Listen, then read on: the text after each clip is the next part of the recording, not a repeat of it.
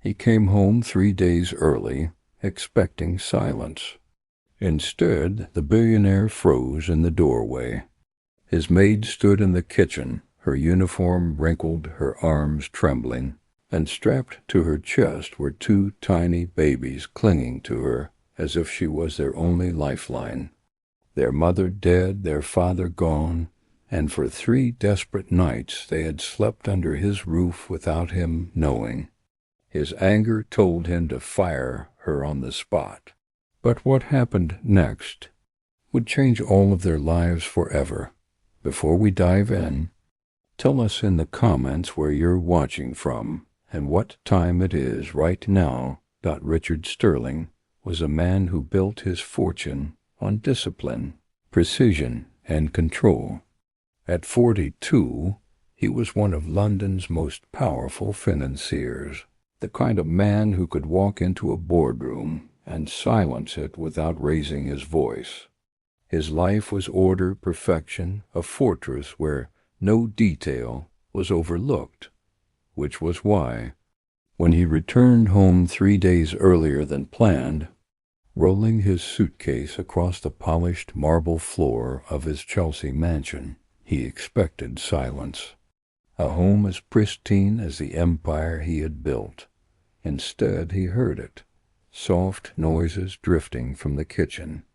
Not the clatter of dishes or the hum of appliances, but the unmistakable babble of children. Richard froze, his grip tightening on the suitcase handle.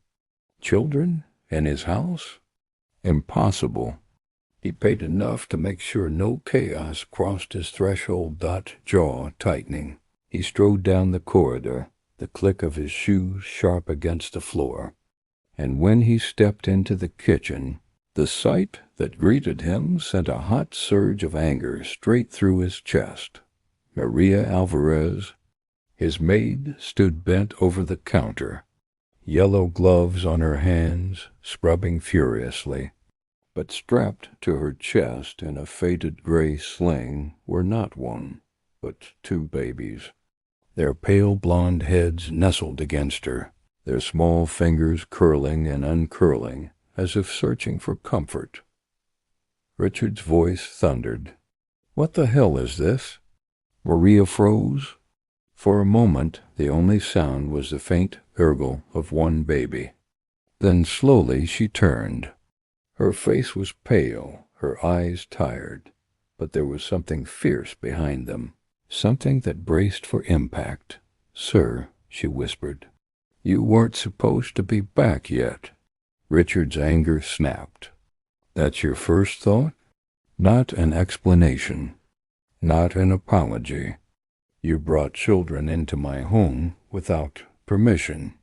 You turned my house into a nursery." His voice grew sharper. "Who are they? Why are they here?" One of the babies whimpered at his tone, clutching Maria's blouse with a tiny fist. Instinctively, she rocked them, whispering soft Spanish words under her breath. Her eyes never left his. "They are my sister's children," she said finally. Richard blinked. "So what? That makes them yours now? Since when do I pay you to drag children into my house?" Maria straightened, clutching the sling protectively. "Their mother is dead. Their father is gone. They have no one but me. For 3 days I have had nowhere else to turn." The words sliced through the room, but Richard's fury did not soften. "Not my problem. You should have found another solution. A neighbor. A shelter. Anything but this." At that, Maria's calm cracked, her voice shaking. "A shelter? Do you know what happens to babies in those places? They vanish into a system that does not care.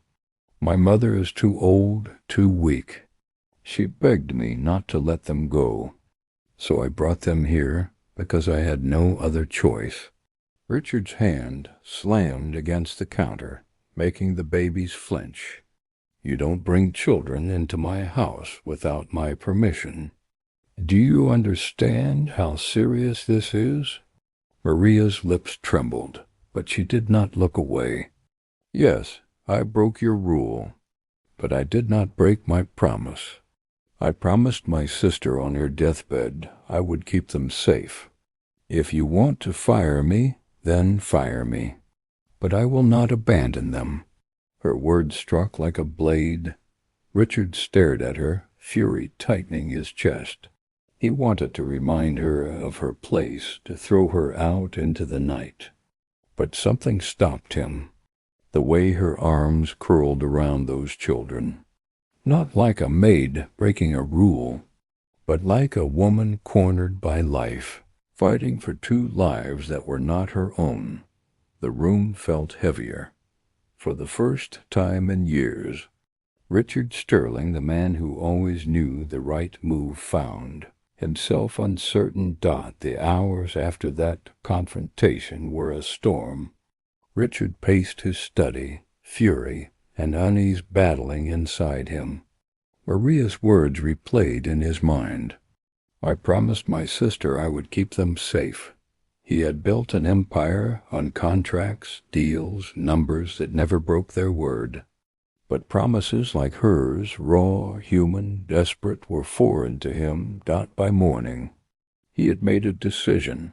When he entered the kitchen again, Maria stood with the babies, their small heads bobbing as she spooned porridge carefully between their lips. She looked up, tense, expecting dismissal.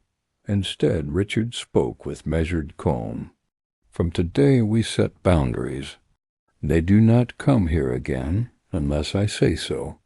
But your mother will get help, real help, doctors, medication, a nurse if needed. And as for them, his eyes fell to the babies. I will see what can be done. Maria's mouth parted in shock. You would do that? Richard's voice was steady. Not for them. For you. Because I have seen men with millions who wouldn't lift a finger for anyone but themselves. Yet you carried 2 children while scrubbing my floors. That is not weakness. That is strength. Tears welled in Maria's eyes, though she forced her chin high. Thank you, sir. Richard turned away, his expression unreadable. But inside something shifted. He realized that in all his years of wealth, no one had ever fought so fiercely for something that brought them nothing in return. No profit, no advantage, only love, and it unsettled him. Over the weeks that followed, Richard kept his word. Doctors visited Maria's mother. Supplies were delivered quietly. And as for the babies, Richard found himself unable to look away when they were near. Their laughter softened the halls of his mansion. Their tiny hands reaching for him made the house feel less like a fortress and more like a home. One night after Maria had put them to sleep, Richard lingered by their crib. The boy reached out in his sleep, his fingers curling around Richard's thumb. Something broke inside him then. The cold walls he had built around himself began to crack. For the first time in years, Richard Sterling felt something he thought money could never buy. Responsibility, connection, family. And though he would never admit it aloud, he knew Maria had been right all along. Sometimes survival meant breaking rules, and sometimes wealth wasn't measured in what you owned, but in who you chose not to walk away from. If this story touched your heart, don't scroll just yet. Hit that like button. Share this video with someone who needs a reminder that kindness still exists. And subscribe for more powerful stories of struggle, survival, and hope. And now, tell us in the comments, if you were in Richard's place, what would you have done? We love hearing your thoughts, and your words keep this channel alive. Until next time, stay kind, stay human, and never underestimate the power of a promise.